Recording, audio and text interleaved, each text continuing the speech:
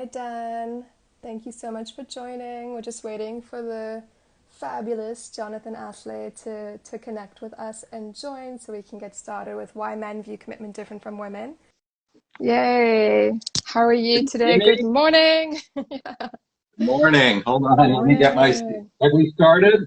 I am so sorry. It turned out I actually could have made it on time. I feel bad. No, it's okay. It's all good. It's all good. It's all casual here, so no stress at all. But yeah, it's so Okay. lovely to connect with you. If you want to just introduce yourself, I'm not sure who's watching exactly, but just in case, anyone from Okay. Hi, I'm my Jonathan community, Aslay. and you're a You midlife want me to love say what I coach. do? Yeah, yeah, Huh? yeah. Because then we're gonna dive right Well, into your juicy topic. Yeah. I'm a dating and relationship coach for women in midlife, which I say is midlife is after baby making years and before retirement. Uh, my audience is mostly 42 to 69. And yet I do actually have a lot of younger women now following me in their 20s and 30s because I focus on dating advice from the perspective of human behavior and not from the fantasy realm that women oftentimes are given dating advice from the very fantasy realm of the way they idyllically want a relationship or the way they idyllically want to fall in love and not with really understanding human behavior. I have over 20,000 hours of coaching under my belt. I have over Wow. 3,000 hours of personal development workshops, trainings, books, videos. I've done a deep dive into healing childhood wounds and traumas. I've done therapy. And because of that, I believe I bring it a more of a human behavior approach because, and by the way, can I curse? Yeah, you can do whatever. This is why I Okay. really Because, resonated with your vibe well, because we're on okay, the I just same want to page make here. sure. Yeah. So, Yeah.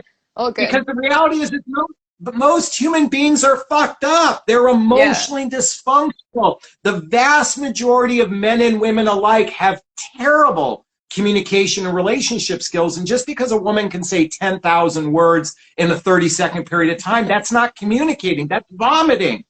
I And agree. so Yeah. women and it's not so much that, I know our topic is how men and women view commitment differently.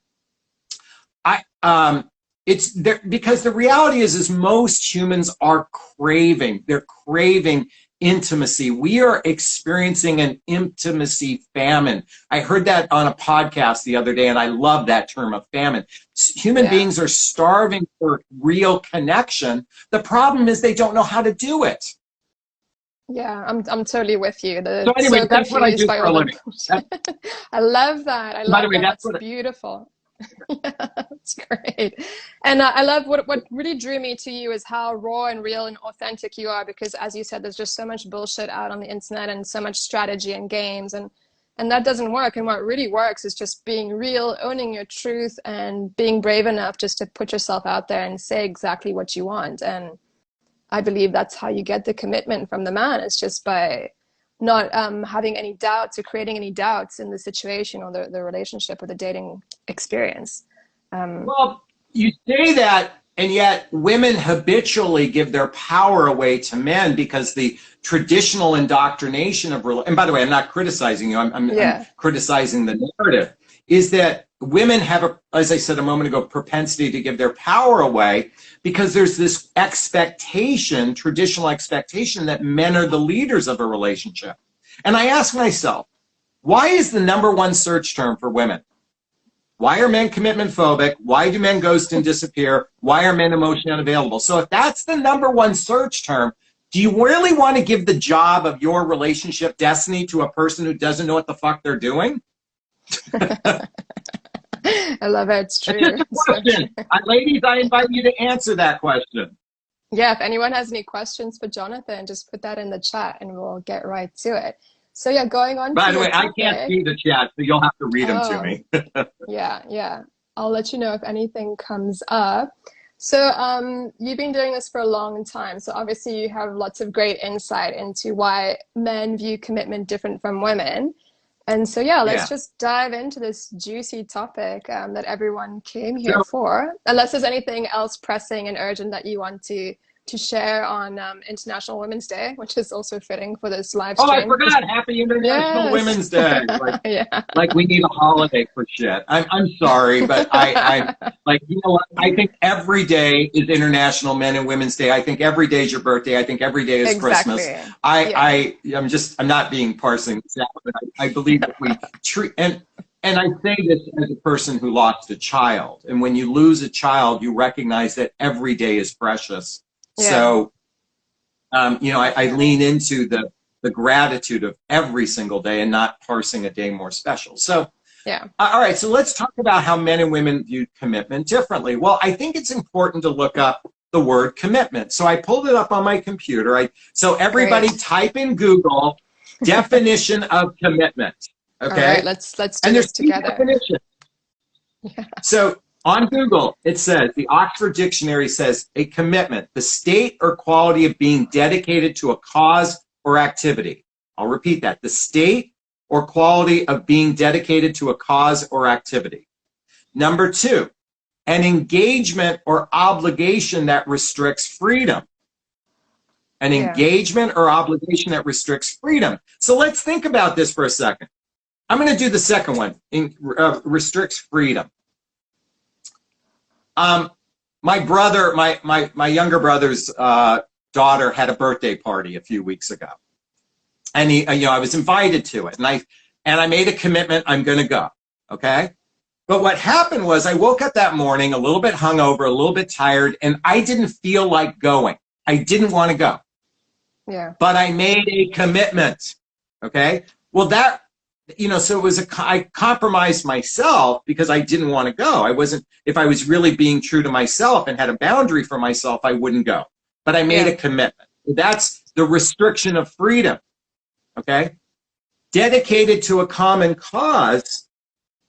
Well, the most common cause for most couples is making babies. That's the most common cause for most couples, is making and raising babies.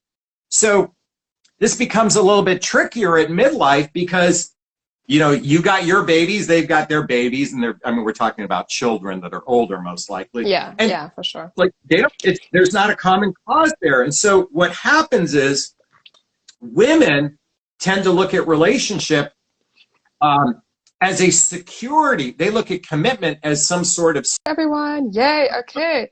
Sorry about that. The joys of live streaming and keeping it real. Let's cross fingers we stay on this time. And you got cut off in such a juicy moment. So yeah. I said something about trust, but before I do, I want to go back to what I was saying about commitments and how men and women view it differently.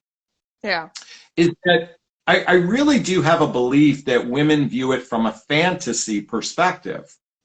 And men view it, you know, like I said, this restriction of freedom, but also like they view it also as an obligation. So where I was going with this is that the only way two people can truly be in a fully committed relationship, that's what I was about to say a moment ago, is trust needs to be built.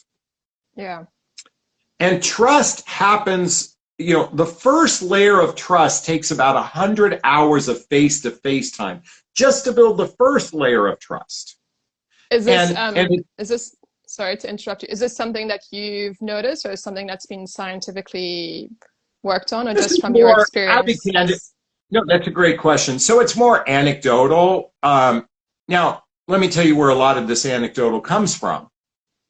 How often have men come on strong, you know, love bomb, said, you're the only woman I've ever met in my life, blah, blah, blah. And then, you know, after they have sex with the person, they disappear. Well, why does this happen? It's because men, when they're physically attracted to a woman, they experience what's known as limerence, which means extreme infatuation.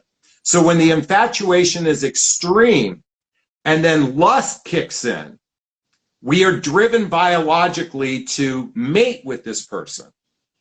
What happens is there's a chemical buildup inside the brain of dopamine that causes us wanting to mate. And the minute we ejaculate, you know, and it could be over a weekend, you know, not just once, a couple times, all of a sudden those chemicals disappear.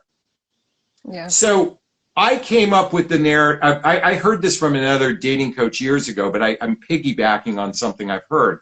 It takes about 100 hours of face-to-face time. And when you think about it logically, you know, it's not an absolute, but you can't build trust over the telephone. You can't build genuine intimacy over the telephone, and you can't do it through a few dates. And so this narrative about love at first sight, I ask every woman who thinks she's experienced love at first sight, and the guy has experienced love at first sight, ask yourself, will this man be there for me if I'm going through chemotherapy? Let's say I get diagnosed with cancer and I'm going through chemotherapy.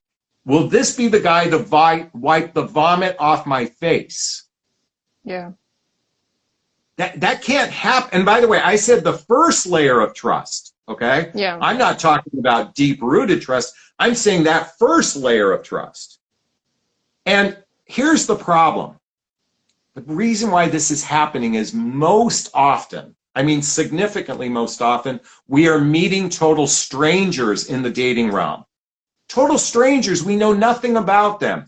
50, 60 years ago, before the internet, you usually mated within your tribe, your village, your town, your workplace, people that you know and they knew you.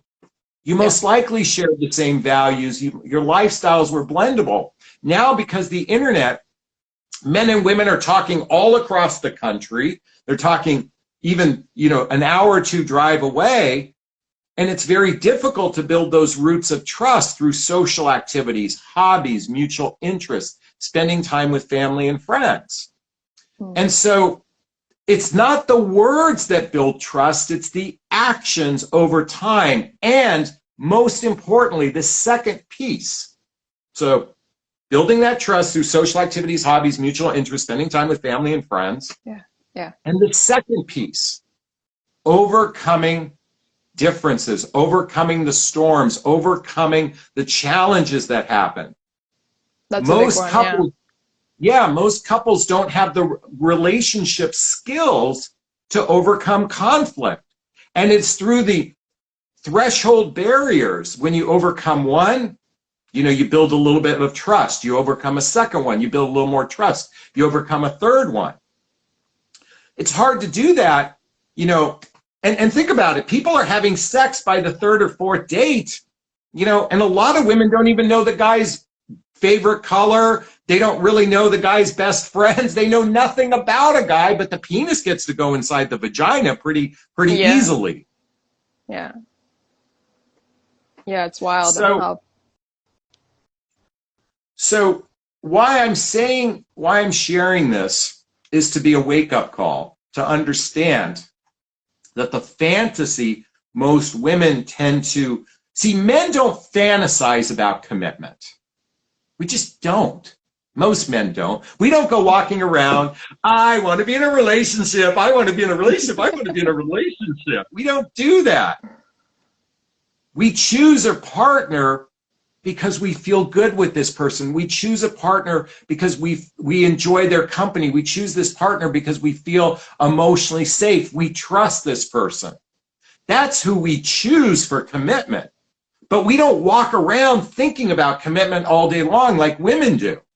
Because it's and I'm going to bring up the Disney fantasy only from the narrative, is that a lot of dating coaches are teaching what I call princess energy. Yeah.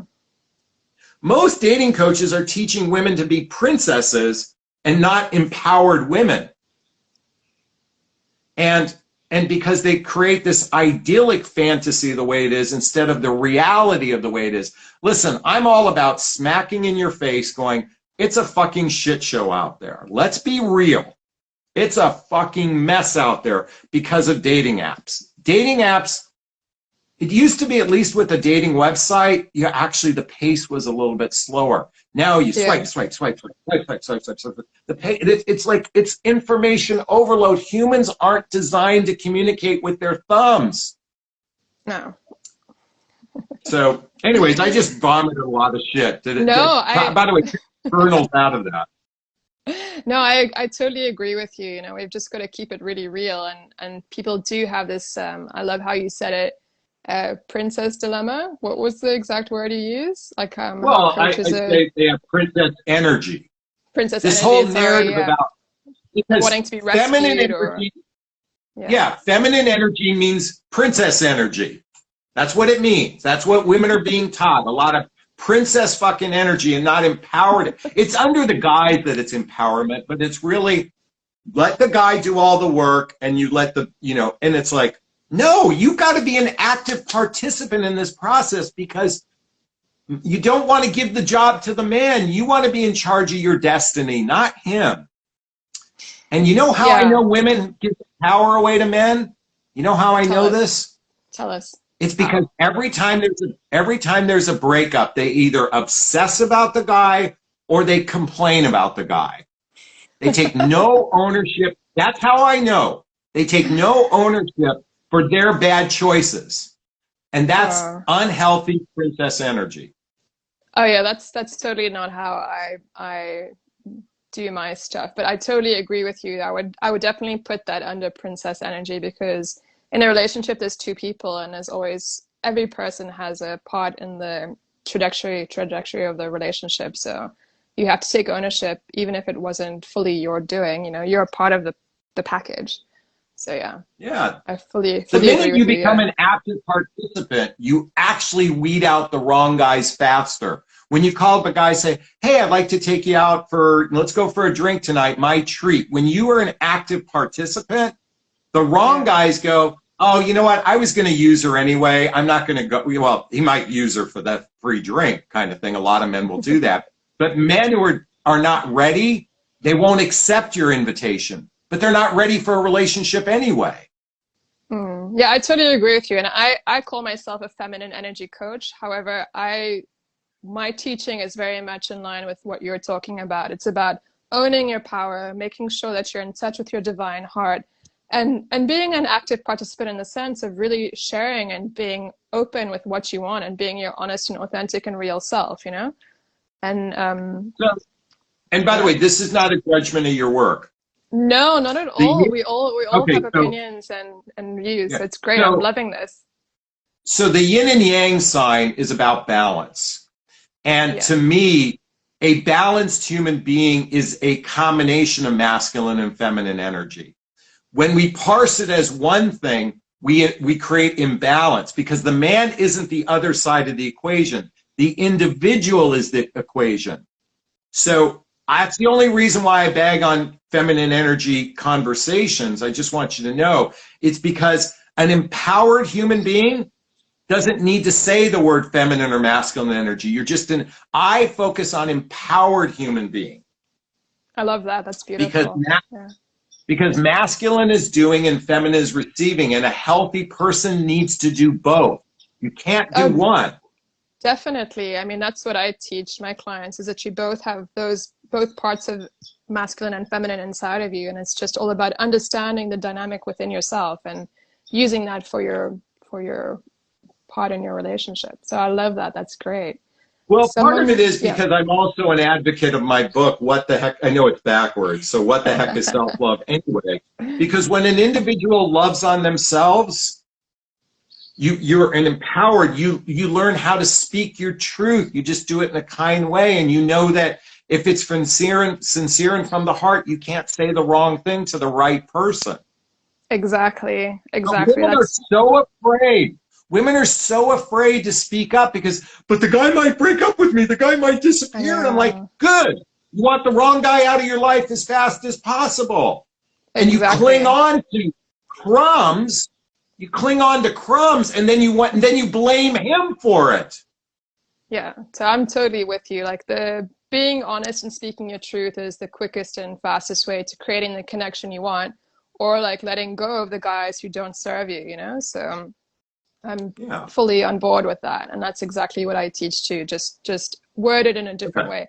But it's basically all about, yeah, owning yourself and creating that self-love within so you never I don't want to use the word doormat, but so you really know what you want and exactly what you're saying before, you know, the more you love yourself, the more empowered you are to speak your truth and to not take shit Exactly. from Yeah. people and to put your heart out there. And, you know, if it's the wrong guy for you, it's the wrong guy for you. It wasn't meant to be. And it's better to get to that So, result quicker so I've than, been you know, contemplating, yeah. I want to share something with you. I've been contemplating Yes. something I heard from Marianne Williamson a couple years ago.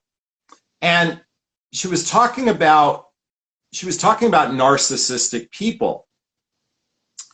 But what was interesting, and this is her words, not mine, but she says it Yeah. takes an individual level of narcissism to accept someone else's narcissism. And so my point is coming back to love bombing. If you're accepting the love bombing and then you're individualizing that you're special because of it, well, then you're acting in the same fashion. It's just the other side of the coin. So, you know, I would say in the last 3 weeks, the last 2 weeks, I've had 3 women reach out to me to share their stories of being love bombed and then disappear. But they engaged in the love bombing. When the guy was saying, hey, babes, how's your day going? He goes, hey, handsome, how your day is going? They were engaging in the love bombing just because the guy did it first. They were doing it as well. Yeah. So I think my point is it's important to take ownership and understand there's an old saying, men are the gas and women are the brakes. And what that means, and by the way, I don't mean to be a Puritan because I know many of people who have had sex on the first date and fell in love and got married. But these days, when you're dealing with total strangers, and I'm not talking about you spent 2 months on the phone talking because it's a long distance relationship and now you think he's no longer a stranger. No, excuse me, I'm going to burp. No. Okay. Until you've invested a fair amount of face-to-face time, don't have sex. Yeah, I'm with Again, you. I don't, yeah.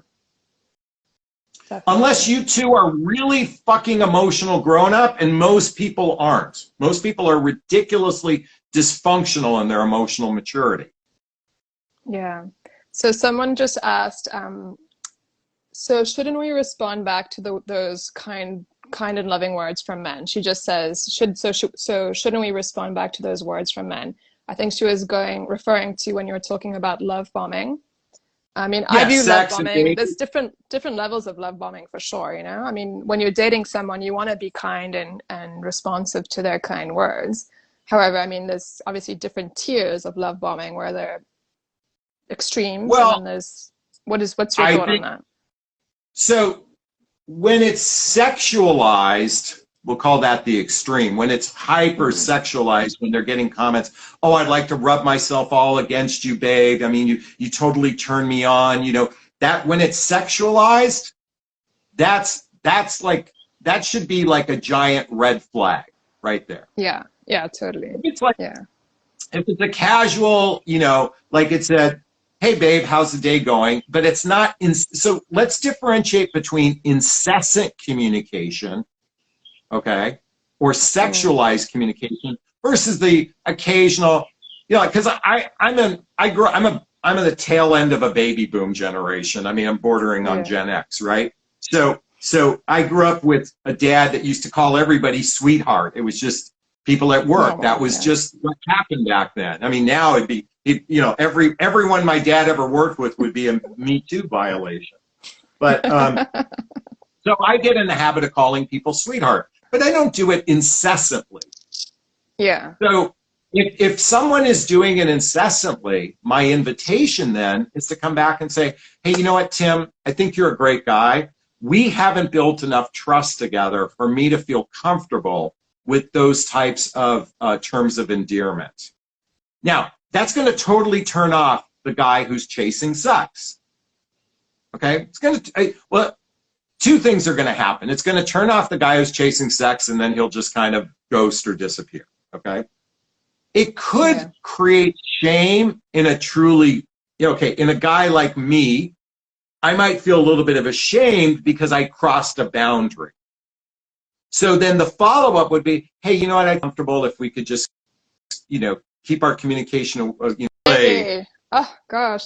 I'm sorry. I don't have Wi-Fi at the moment, so I'm just streaming. So this is obviously the Uh, issue. Apologies. All right. okay, Let's just do a few more minutes and then we'll wrap up in we'll case wrap unless up. First off, unless you get let's thank yeah. everyone that was on. Big hugs to you all. so, Yeah. Thanks. so, so I think what's most important, and I'm not trying to be a scare tactic. It's more, it's time to, I want to encourage women to be in their power and not have an idyllic fantasy expectation around relationships. And most importantly, it truly takes time to build trust with another human being. It takes time, and not telephone time. It takes Yeah. face-to-face time. Yeah. You know, up I'm until about 20 years ago, almost everybody, 20 or 30 years ago, almost everybody who began a relationship literally lived within 5 miles of one another. All the way back to cave people days, okay? I mean, yeah. when you go back to cave people, everybody lived, and not even 5 miles, they lived 5 feet from one another in caveman days, cave people Yeah. days. You know, when you lived in a village, it was all within 1 mile, you know, and by the time we grew into a little bit bigger towns, it was all, so you had the opportunity to see each other more frequently. We put Yeah. so much dependency on our thumbs to create trust, and human beings weren't designed to communicate with their thumbs. I don't know how to really share my feelings with my thumbs. I have a hard enough I'm time doing it totally with my fingers. yeah. And the I'm totally with telephone, you.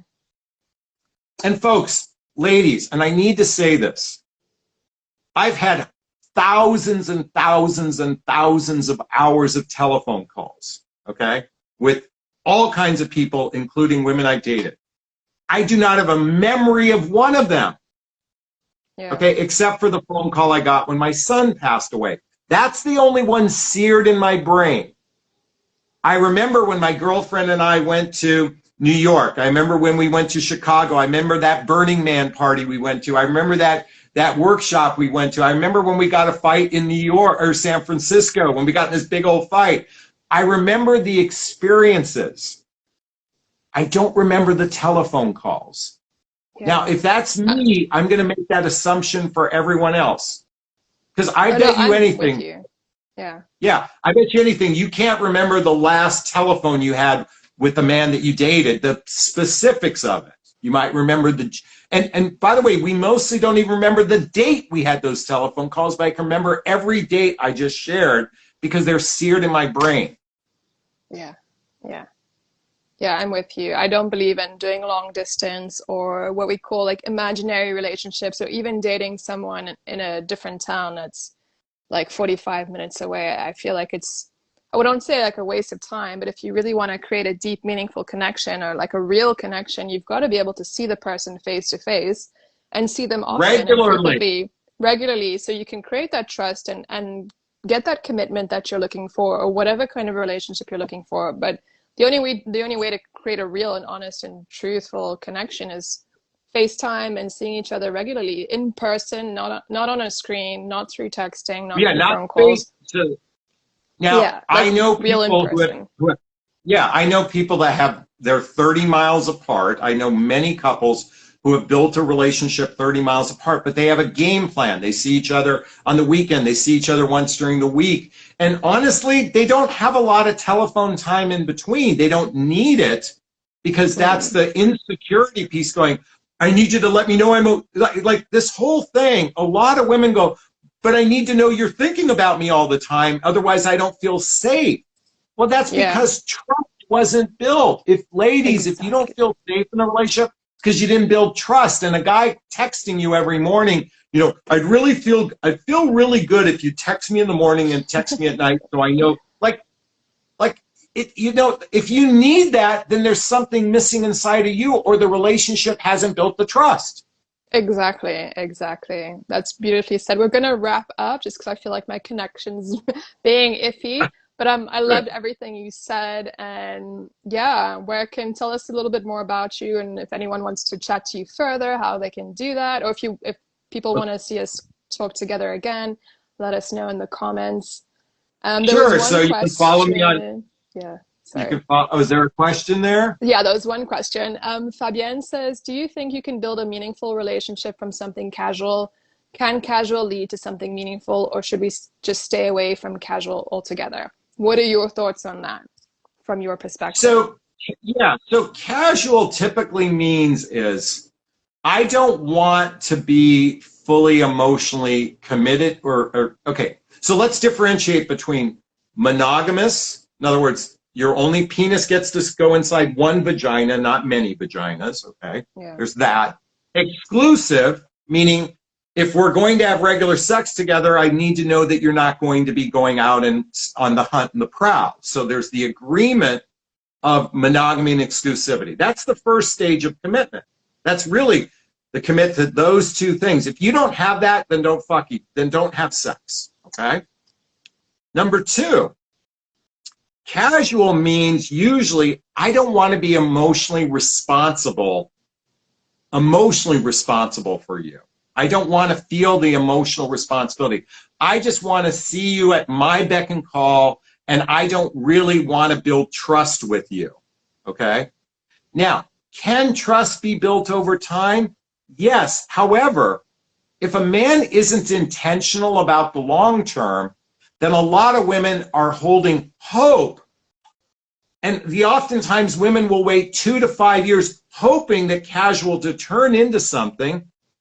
And just like a broken clock, yeah, that's right twice a day. Yeah, it happens maybe 1 out of 12 times.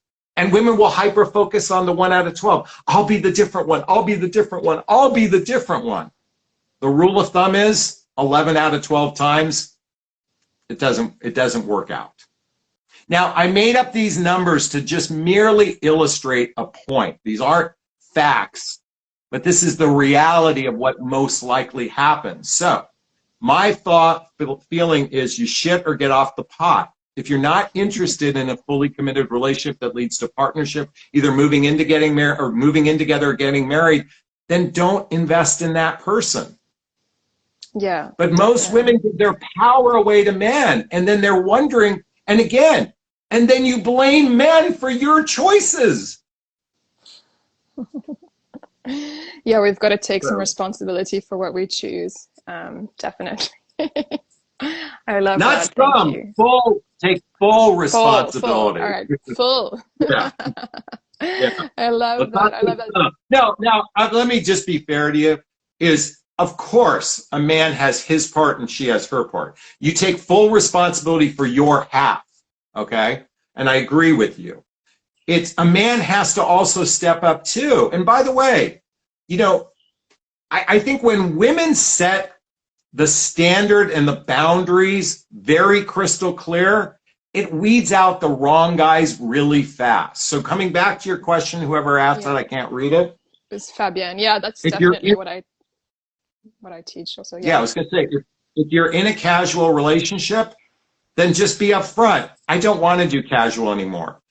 And then you cut all contact, you move on, you cut all contact, and maybe 1 out of 12 chance he's going to come back and say, look, I changed my mind, I want to move forward. And then you make that motherfucker jump through a lot of hoops. Exactly. By the way, I'm your big brother. If I could be there on a first date with a shotgun pointed at the guy's nose and saying, look, if you fuck over my sister, I'm going to shoot you in the nuts. Men are going to be way more conscientious when they've got something to lose. They have by the way, most men, not all, most men are not intentionally clueless. It's just most humans don't understand the mechanics to a healthy, happy relationship. But when you put a gun to their face, you know what? They start acting a little more conscientious. You've got to do that for yourself because I can't be there for you. And that gun to their face is your standards and your boundaries. Can I get an amen? Exactly. Amen. Thank you. That's exactly what I try and instill in my clients too. So I love that we share the same views and we have the same like process and way of speaking to people. So that's fantastic. Thank you so much. So we're By just the way, going they to can wrap. follow me on Instagram. They can go to my YouTube channel if you don't mind Yeah, posting those two here. That's the two I best will. places. And then my website. And then here All on, right. yeah, Here on Insta. Thank you so much. This was yeah. so much fun. And Thank yeah, you, sweetheart. Can I give you a big hug? apologies.